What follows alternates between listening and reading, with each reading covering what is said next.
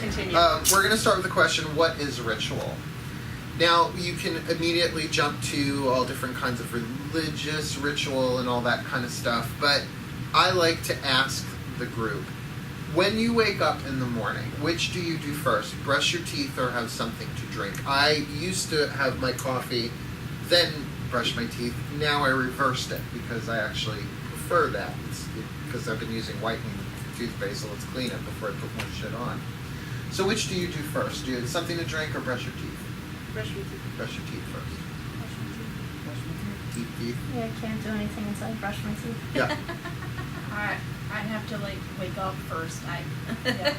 Yeah. So It you takes need me a your while, coffee. So you need a little something first. No, I need music or to read something. I can't. Well, regardless of where that is in your day, Yeah. usually, you do one of the. Which do you do first? Well, on weekdays, I brush my teeth first. Mm. On weekends, when I'm lazing around a little bit, then I have a coffee first. Yeah. I do the same. See? It's a little different on Saturday and Sunday. Now, what does that have to do with rituals? Everything. Because if you have a thing that you do that you repeat, that you have a reason or a meaning behind, that's all a ritual is.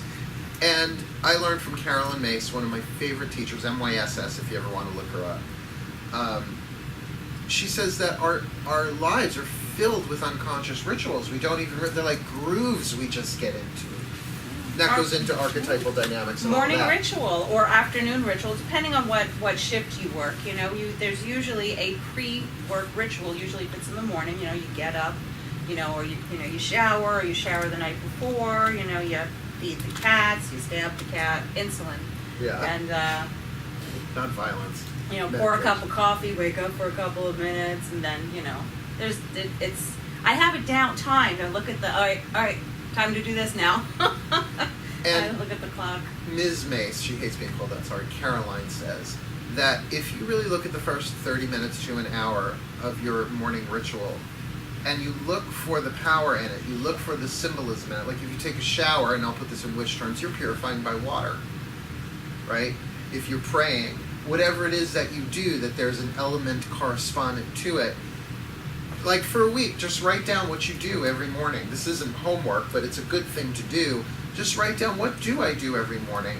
And then look for the symbolic correspondence of it, and then change it. Like shift it up. Say, okay, bring a little bit more intentionality. We talk so much about intention, about the what and why. Well, see how it sets up your day as well. If you see that, the first thing in the morning, you sit down and you put the news on, and then you're faced with all of the horrors that happened overnight, that might not be the best way to start the day. Before your energy field is even You might want to intact. shift it around a little bit and say, you know what, I'm gonna do an altar devotion when I, wake up in the morning, or I'm gonna put some music on for like the first 5 or 10 minutes when I'm up in the morning, at least to set that tone, so you at least have a baseline of, some joy before you delve into the real world. So it's almost like an immune system. You want your energetic immune system to be fortified before you start coming into the world.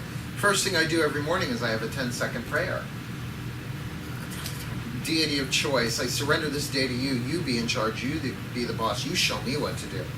So I really start the day saying, I have no idea, but you show me. And it's not an intense spiritual practice yet in the morning. That usually comes later in the day, because if I don't meditate by noon, I'm a madman by 2 p.m.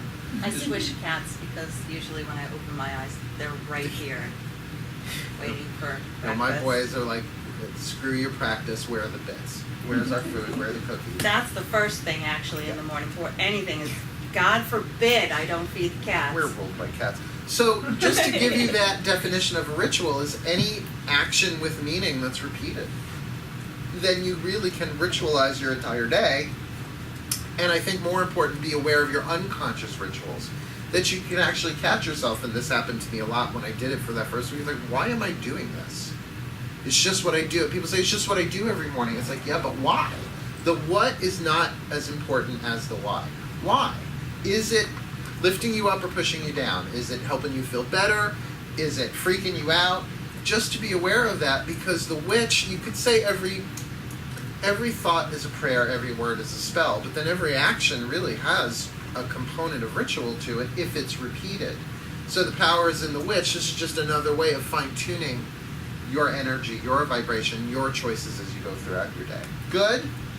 Yes. Fun little thing, little extra credit thing.